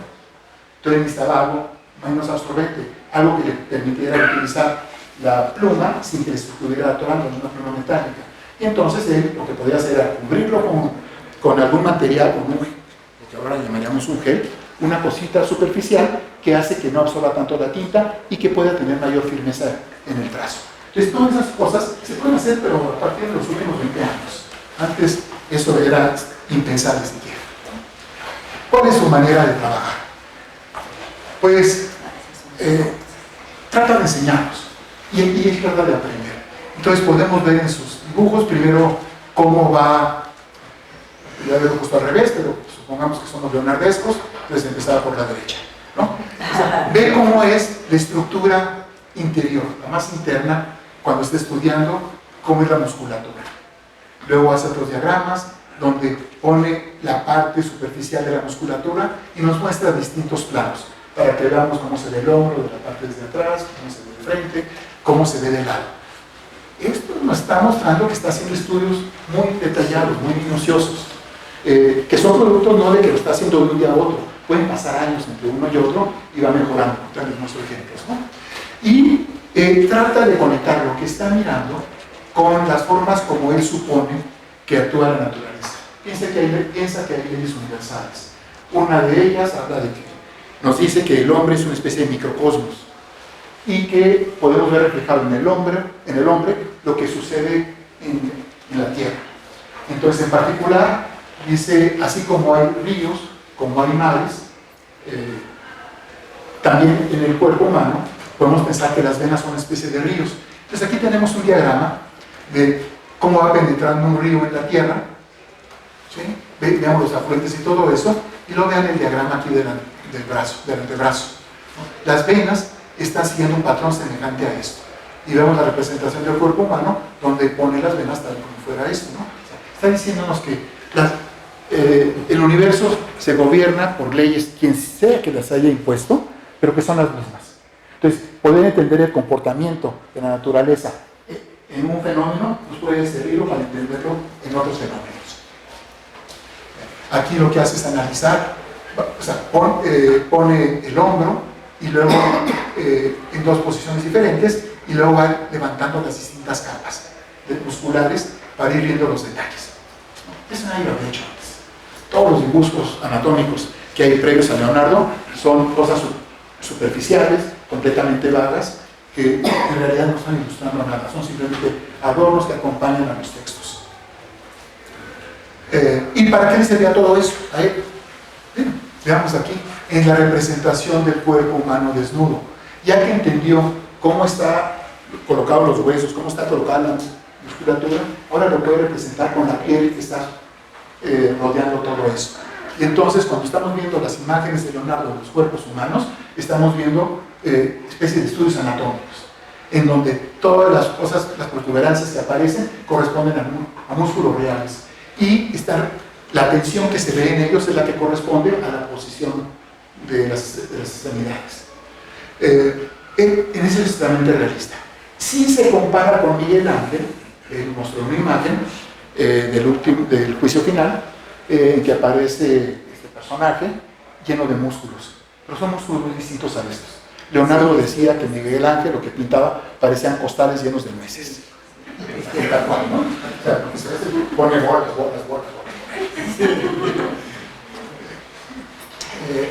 Bien, está lleno, esto es un estudio detallado, minucioso del interior del cuerpo humano de una mujer. Está lleno de errores, pero todas estas notas que acompañan al texto nos están mostrando el afán que él ponía para estudiar el cuerpo. Esta no se puede apreciar bien, pero aquí lo que tenemos es una planta y luego aquí tenemos unos tallos que salen de la planta. Y lo que hace es decir también que así como las ramas son las que salen de las nueces y no las nueces, o sea, tiene la semilla y de ahí salen las ramas. No es que de las ramas surja la semilla. Y entonces lo compara con el corazón. Del corazón salen las venas, de la misma manera. Y tiene estudios de cómo los flujos que se van distribuyendo por las venas o por los ríos guardan una ley de continuidad. O sea, que la famosa ley de Bernoulli podría verse fácilmente llamada ley de Leonardo, porque lo está diciendo explícitamente, ¿no? O sea, lo que dice la ley de Bernoulli es que si tienes un flujo por un canal y se separa, entonces la velocidad de flujo en un canal de cierta anchura está vinculada, está relacionada con las anchuras de los dos canales en los que se separaron, o si ese canal se hizo más angosto o más amplio, ¿no? Eso Leonardo ya lo sabía. Y podemos ver que esta idea de cómo se van separando las ramas, que serían las venas en este caso, también sirve para describir otros órganos del cuerpo humano, ¿no? Aquí tenemos el pulmón y cómo están los bronquios, etcétera, etcétera.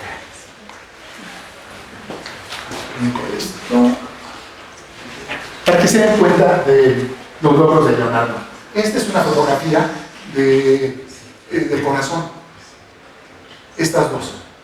Imagínense que ustedes dijeran, están con un cuerpo abierto y ven esto y les dicen, hagan un diagrama de eso. Pues no sabe uno qué es lo importante, qué es lo que hay que resaltar. Esta especie de fibras, este cuerpo de donde parecen salir o parecen entrar, las capas estas, no sabía. Y esto nos da una medida a lo que se enfrentaban los primeros anatomistas. Abren el cuerpo humano por una especie de templo divino, por lo cual antes no se podía abrir, y lo que tienen que hacer es representar eso, destacar, como decía Andy, aquello que es lo relevante y dejar fuera lo que no es relevante.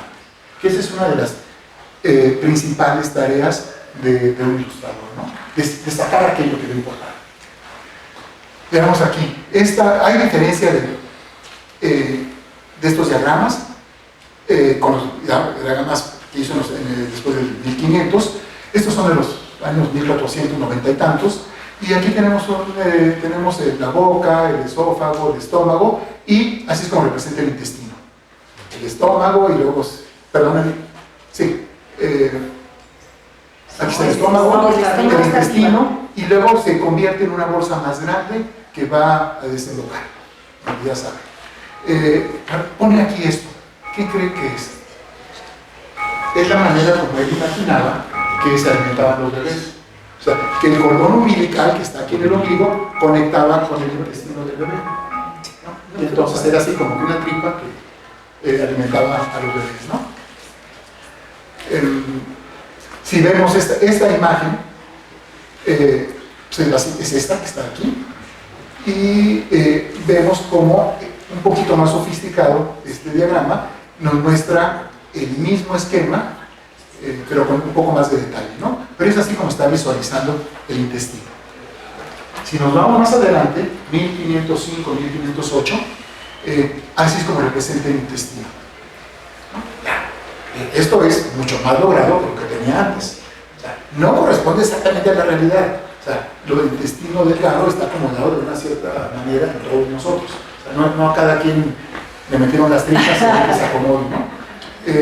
Veamos un detalle.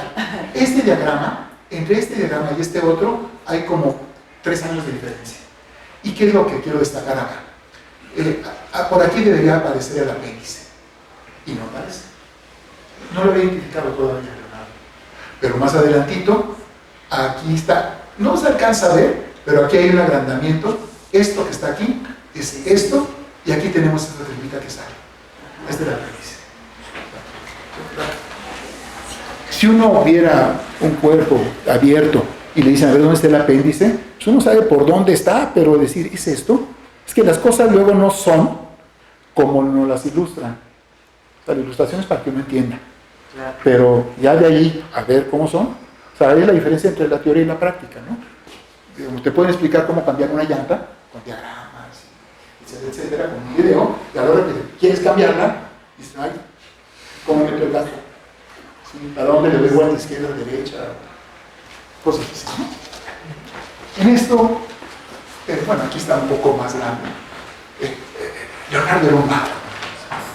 Esta es una ilustración muy conocida en los últimos años. Carlo Pedretti, que es el experto italiano de Leonardo da Vinci, le llama la hoja temática. ¿Por qué? Porque en este folio tiene como 8 temas distintos. Tiene a una persona retratada de perfil, como si estuviera analizando qué pasa en la edad anciana, con el cuerpo. Luego, voy a ver, más adelante vendrá más detallado esto, aquí aparece un árbol, luego aparece aquí una especie de construcción geométrica en la que estos triángulos parecen como sumergirse en el cuerpo de la persona. Luego más adelante tengo una especie de rizo, cabello humano, o podría ser una corriente de agua. Acá tengo nubes, tengo una construcción geométrica. Aquí tengo no se alcanza a apreciar, pero hay un caballo. Aquí hay una persona de pie con un escudo que parece estar observando al caballo. Y aquí hay unos tallos. Estos tallos en realidad son 2 plantas, como si estuviéramos mostrando Leonardo cómo ellas por sí solas no se pueden sostener, pero que una junto a la otra se enredan y logran mantenerla vertical. Esto es como que producto de un estudio concienzudo de cómo se comportaban en el momento de su crecimiento de estas plantas. Luego aquí tengo cuestiones que tienen que ver con ingeniería. No se alcanza a apreciar aquí, pero bueno, va a haber más nubes, aquí aparece un campanil, etcétera, etcétera. Veamos. ¿Cuánto tiempo tengo? 3 minutos. Veamos. Aquí cómo se conjuga lo que hacía Leonardo. Tenemos a esta figura de un hombre anciano, muestra cómo la nariz se empieza a caer, que ya está quedándose calvo, y luego vienen los ropajes. La caída de los ropajes, que era una cosa importantísima en el siglo XV. Cómo dibujarlos de manera que se pudieran percibir correctamente. Ahí tiene que ver no solo el dibujo, sino el manejo de luces y de sombras. Pero veamos los foldes, cómo se van generando. Y luego veamos este arbolito aquí, donde hay otro atrás, otro árbol. Este tiene follaje, este no lo tiene. Y vemos que los foldes de la ropa se empiezan a mezclar con las ramas sin hojas de este árbol, como si la naturaleza les dijera que se comportan de la misma manera. Cómo cae la ropa, cómo se dobla, a cómo se extiende una rama. Y luego aquí esta figura geométrica también se queda inmersa con el ropaje de esta persona. Aquí como que quisiera estarte diciendo tal vez es que al final de cuentas a la hora de representación todo es geometría. ¿Sí? Cómo se puede, algo que identificas como una cosa meramente geométrica, sin mayor significado que matemático, de repente puede formar parte de la ropa. Más acá de este lado, no se alcanza a apreciar, pero hay una montaña que sigue la misma forma de esto. Pues una figura abstracta te da pie a la representación de una montaña y también se puede fusionar con la ropa. Casi para terminar. Tenemos estas imágenes acuáticas de Leonardo. Este es producto ya de años de estudio de cómo se mueven las aguas.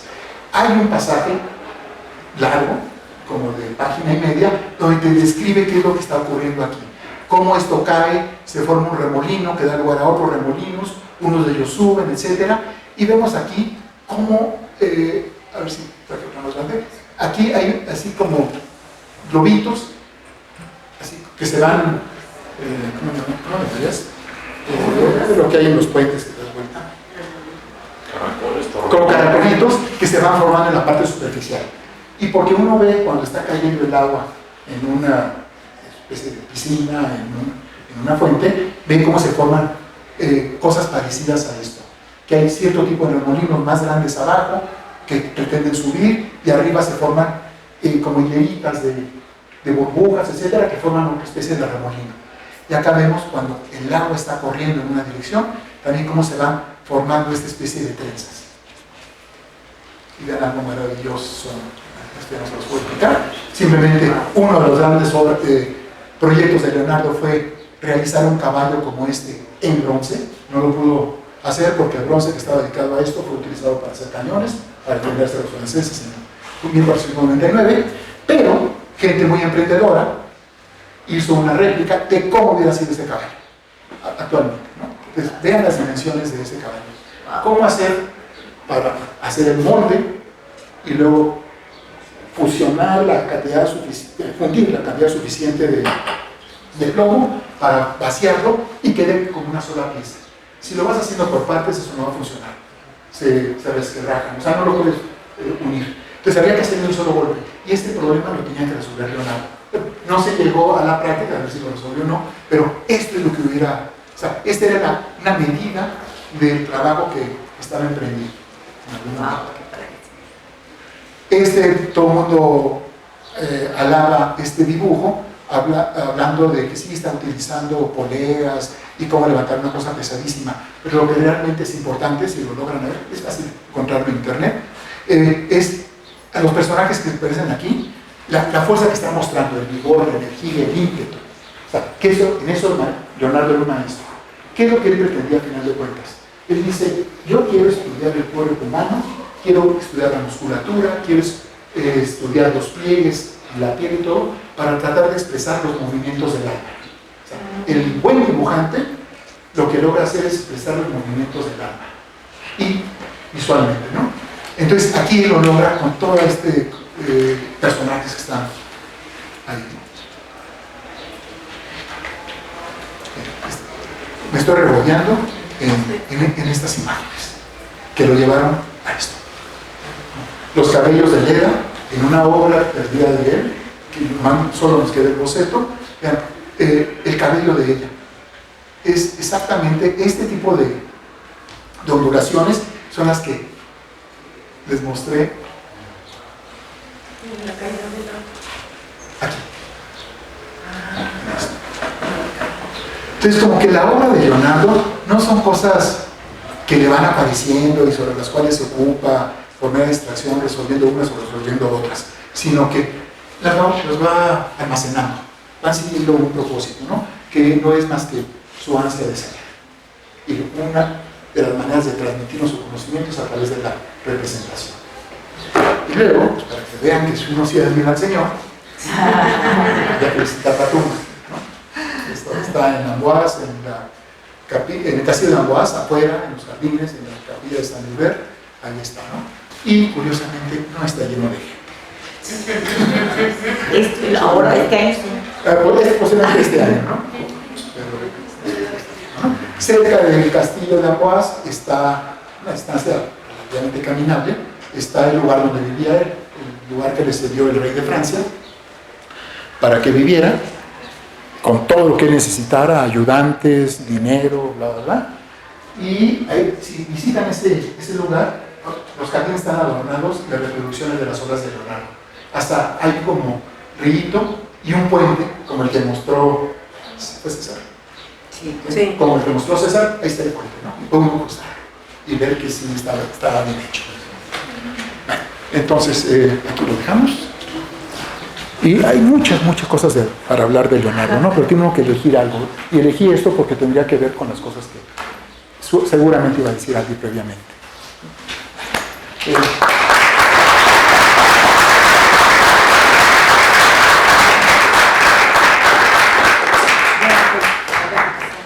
Para las preguntas.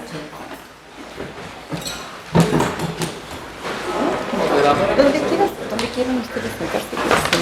Ahí me siento donde estaba.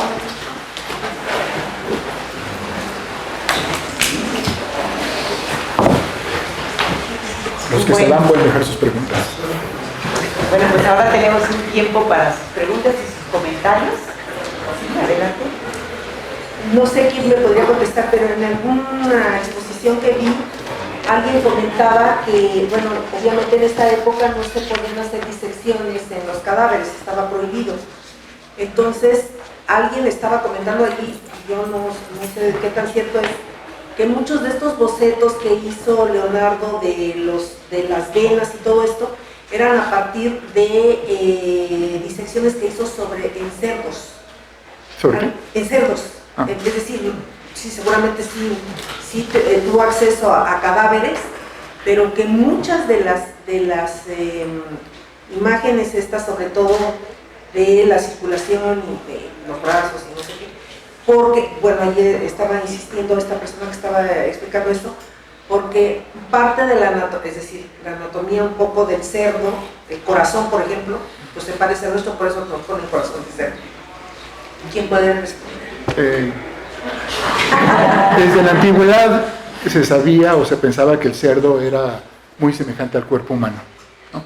Es una de las razones por las cuales el apéndice en particular no se conocía, porque el cerdo no tiene apéndice. Entonces esto que les mostré del apéndice pues era algo novedoso.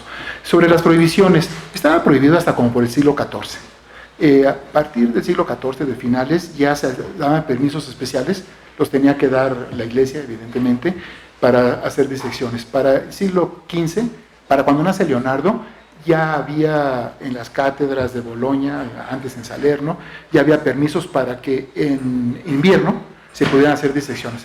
Era como la feria de invierno de las disecciones, ¿no?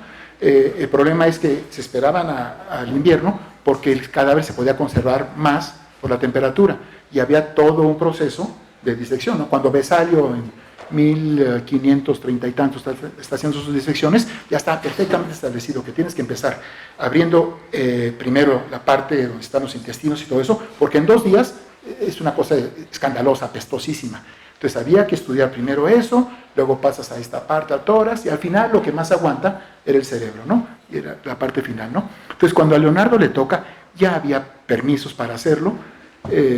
No podías ir a tomar cualquier cadáver, ir a sacarlo, sino tenías que pedir permiso para exhumarlo, o a las personas que eran condenadas a muerte, se pedía el permiso para utilizar sus cuerpos. Y Leonardo lo que hacía es que tenía buena provisión de cadáveres, porque acudía a los hospitales, donde afuera en Milán, primero en los años 90. En Leonardo se pueden distinguir 3 etapas de estudios anatómicos, en los 90, y luego 2 etapas diferenciadas entre 1500 y 1515. Entonces él iba a los hospitales y recopilaba cadáveres, y en las noches se ponía a hacer sus disecciones. En los 90 le ayudaba una persona, Marco Antonio de la Torre, que era un médico, pero él murió joven, y tenían planeado escribir un libro sobre anatomía, y que nunca llegó a término, ¿no? Pero para tiempos de Leonardo ya era más, no cualquiera lo podía hacer, pero Leonardo estaba bien conectado, entonces tenía los permisos adecuados.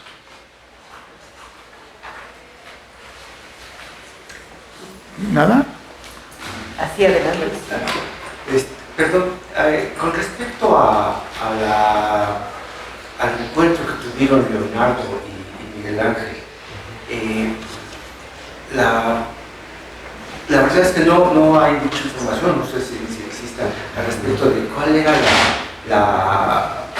pues ahora sí que la opinión uno del otro, más que algunas situaciones en las cuales aparentemente no eran tan afines, y mientras que Miguel Ángel más bien se definía como escultor. ¿Cómo podemos definir a Leonardo, que tomando en cuenta que aparentemente su obra era más resaltó fue la pintura, y sin embargo él mismo no se concibe como tal? Existe alguna información en donde dice que incluso muchas de sus pinturas estrictamente nunca fueron terminadas como tal, o ese era ahora sí que el estilo que él pretendía dejar así en parte al espectador para que tuviera toda una perspectiva. ¿Qué nos pueden decir al respecto? Hay muchos relatos sobre encuentros de Leonardo y Miguel Ángel. Básicamente se despreciaban uno al otro. Ser los profesionales, básicamente. Leonardo veía esta figura ascendente, que sus cuadros, sus esculturas eran muy bien logradas, etc. Y Miguel Ángel veía en Leonardo al maestro. No lo reconocía, pero se sabe que cuando Leonardo estaba en esta sala del Papa, en la Santa María Novella, haciendo sus bocetos para la batalla de Anghiari, a Miguel Ángel le habían encargado que en la pared enfrente. Imagínense, este recinto es un recinto de 20 y tantos metros de altura, de 100 metros de largo, y le dicen, a ver, yo quiero que me hagas en esa pared una batalla. Le dicen a Leonardo, y luego le dicen a Miguel Ángel, tú haz la batalla de Casina, que era contra los de Pavia, ¿no? Y era la manera de enfrentarlos. Hay un libro precioso de un señor que se llama Jonathan Jones, que se llama algo así como que el pleito que inició, que culminó el Renacimiento, ¿no? Y ahí relata que aparentemente Miguel Ángel mandaba espías para que vieran lo que estaba haciendo en sus cartones Leonardo para inspirarse, porque Leonardo sí había estado en el frente de batalla, había estudiado mucho a los caballos, por ejemplo, en cambio Miguel Ángel no, todo era de oídas. Entonces tú ves los dibujos de Miguel Ángel preparatorios para su batalla de Casina y son casi copias de los caballos de Leonardo, ¿no? Las expresiones de los caballos, los movimientos, pero bueno, Miguel Ángel no lo iba a reconocer, ¿no? Entonces, en ese sentido, por eso decía que Leonardo fue una especie de maestro para Miguel Ángel. Ahora, Miguel Ángel se fue por otro lado. O sea, las pinturas que ves en la Capilla Sixtina nada tienen que ver con un dibujo de Leonardo, ¿no? Ahora, todos ellos eran muy cultos. Sabían la mitología griega, la mitología romana al dedillo, porque tú ves sus cuadros que están inspirados en eso. Conocían y consultaban a gente sobre cuestiones religiosas para ver qué interpretaciones, cómo puedes modular, etcétera, etcétera, esto, ¿no? Entonces eran personas bastante cultas, no en nada de que arte conceptual, y a ver qué me sale, ¿no? O sea, las cosas que hacían eran producto racional de un estudio, ¿no? O sea, no eran mera habilidad. Que Leonardo, Miguel Ángel y Rafael la tenían de manera sobrehumana. Siempre hay disputas sobre quién era mejor. Entonces te van a decir, Leonardo era mejor en esto, Miguel Ángel en esto. O sea, en transmitir la fuerza era Miguel Ángel. En la finura del dibujo dicen que Rafael Sanzio era excepcional. Pero en la concepción global y precisión en el dibujo, dicen, no había parangón con Leonardo, ¿no? Y hay anécdotas, por ejemplo, que en una placita, si ustedes tienen la edad suficiente de haber visto Romeo y Julieta, hay la escena de la batalla Espadazos, en la que muere Teobaldo, que lo mata Romeo, ¿no? Entonces, imagínense una placita de esas, todavía existe la plaza en Florencia, y que está Miguel Ángel con sus compinches, así como se vean medio malandrosos, así es como los describen, y llega Leonardo vestido con sus togas rosadas, porque le gustaba mucho ese color, caminando elegantemente, Leonardo ya cincuentón, Miguel Ángel mucho más joven, y alguien se acerca a Leonardo y le hace una pregunta, y Leonardo le dice, pues que te la responda el joven ese, retándolo, ¿no? Y se encabrita Miguel Ángel y lo insulta, y luego le dice, a ver si puedes hacer esto, ¿no? Y toma un pedazo de hierro y pidiéndole que lo doble, ¿no? Leonardo, a pesar de sus 50 y tantos años, era muy fuerte y lo logró hacer, ¿no? Pero así se las daban, ¿no? Era así como cuando va a empezar un match de box, que se mueve el pesaje y los ponen a los dos a que se digan cosas, así era entre ellos, ¿no? Y seguramente, yo creo que se admiraban mutuamente, ¿no? En alguna forma, ¿no? O sea, sí, y Rafael también, ¿eh? Rafael admiró mucho a Leonardo, y hay pruebas fehacientes, por ejemplo, que le copió la Leda y el Cisne. En varios trabajos aparece reminiscencias de lo que fue el arte de Leonardo, y que cuando Leonardo también estaba descuidado, Rafael se metía a ver y a checar todo y le iba como en internet. Después se enteraba de Leonardo y le ponía unas, pero entre ellos sabían muy bien quién era el bueno. Sí, se respetaban. Sí, Gracias. El folio del hombre de Vitruvio, que entiendo que está en la Galería de la Academia de Venecia, no lo expone. Desde hace años no lo vemos en público. ¿Saben ustedes por qué? O si se va a exponer en algún momento. Será por épocas, ¿no? es que está en un estado de conservación muy deplorable. No lo puedes estar someter a las condiciones de luminosidad, y etcétera, etcétera, porque se maltrata. Entonces lo que hacen en la academia es que de vez en cuando, no te dicen cada cuándo, sino de vez en cuando lo sacan, 1 mes o 2 meses.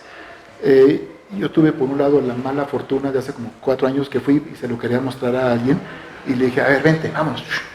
Y ahí vamos y no lo encuentro, y no lo encuentro, no lo encuentro. Y me dicen, no, es que casi no se expone nunca. Y dije, ¿cómo? Yo había ido 3 ocasiones anteriores a partir de los 70s y siempre que iba lo encontraba. Y entonces me dicen, pues qué afortunado, es el único que conozco que lo he visto más de 2 veces. Digo, que no trabaje ahí, ¿no? Pero entonces se expone muy poco, ¿no? Ahora, es una cosa de... Sí, algo así como esto, ¿no? Sí, una cosa como esto, ¿no? O sea, estaba a un lado de una puerta, ¿no? La primera vez que lo vi fue de casualidad, de que dije, aquí está. Mira, ya estaba joven, tenía como 23 años, estaba joven. Y me sorprendí, ¿no? Porque tiene una cosita así, ¿no? Pues de lo que dice también Rafael, que Leonardo a lo mejor quería ser reconocido de otra manera, muchas de sus obras no las firmó, y hace más de 6 meses se encontró Salvatore Mundi, que se vendió, había sido adquirido en crisis, y después parece que lo compraron los Emiratos Árabes Unidos y de repente se perdió se pagaron 450 millones de pesos, dólares, y pues, no se sabe qué, pero parece que es lavado de dinero y está involucrado Trump y una agencia de inteligencia israelí. Sí, o sea, entonces ya, pues de eso ya quién sabe qué será, porque con esas sumas, híjole, cuesta mucho trabajo. ¿Quién sabe qué intenciones hay detrás? Sí, cuesta más que el avión. Pero lo que sí se puede consultar mucho son los códices, los dibujos. La Biblioteca Nacional de España lanzó un proyecto ya hace unos años donde montó los 2 códices con una resolución magnífica.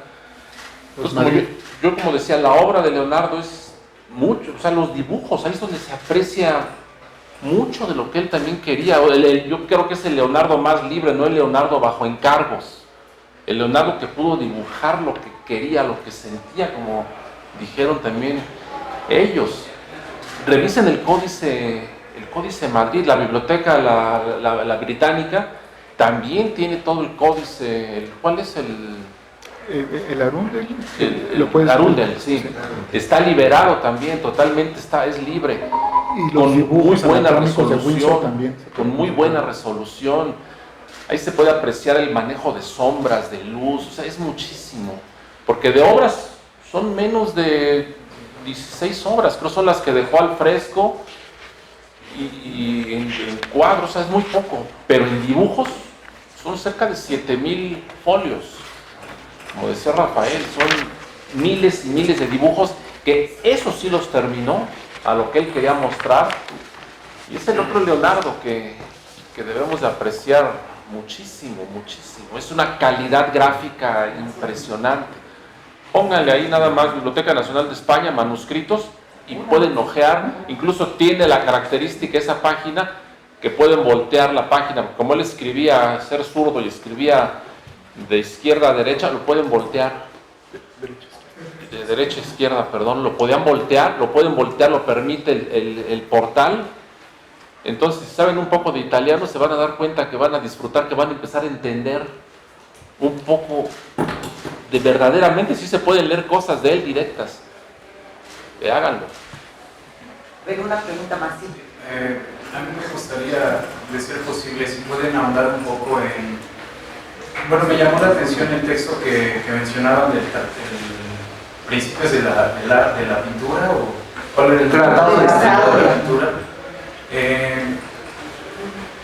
¿De qué manera, en lo personal, o bueno, desde la perspectiva de Leonardo quizá, se utiliza esta contemplación o observación para abstraer de esa inspiración, bueno, abstraer la inspiración de algún lado y después utilizar el arte, en particular la pintura, pero en general el arte, como medio de codificación de esto, pues que de alguna forma escapa lo meramente visible simple lo material, sino lo sensible, ¿no?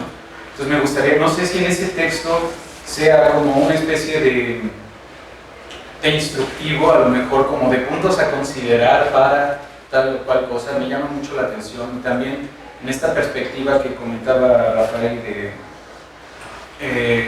pues las ideologías que él tenía en mente y todo al momento de trazar sus dibujos, sus obras. Entonces, bueno, con esto más o menos pues, quisiera ver de qué manera se podría profundizar más desde su opinión. Sí, fíjate que a mí me encanta la forma que él tiene de conocer, porque en la historia de la imagen científica hay 3 etapas.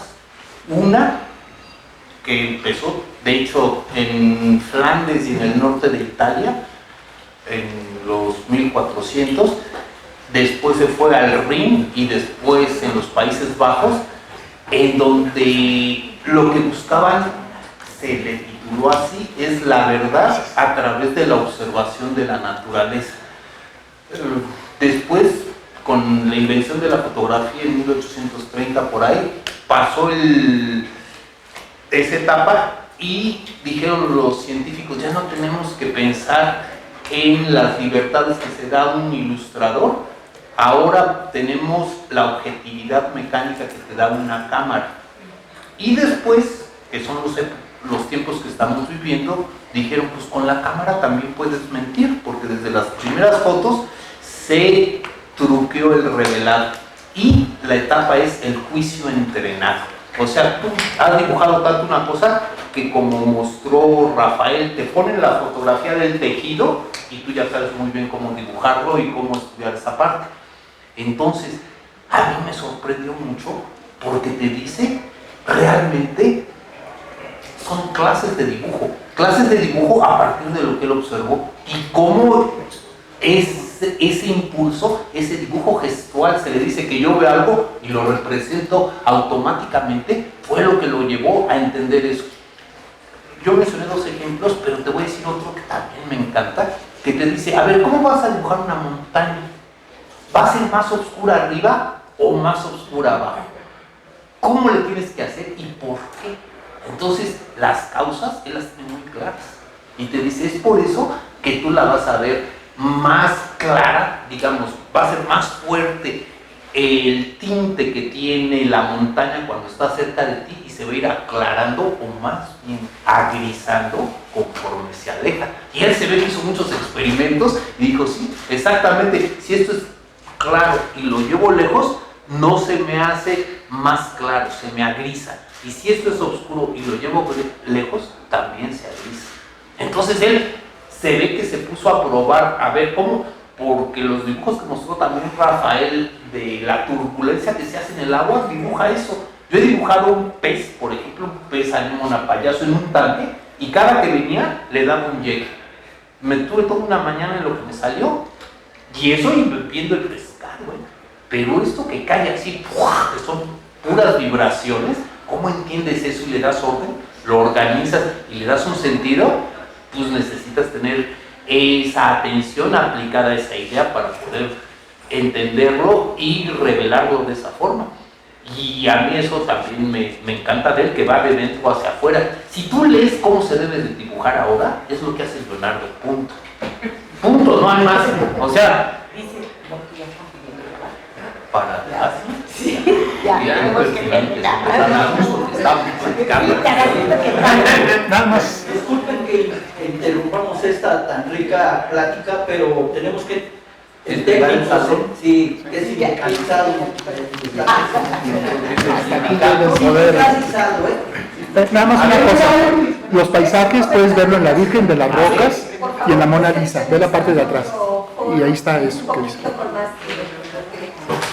Hay mucho por sí, da para ¿Cómo? En otra.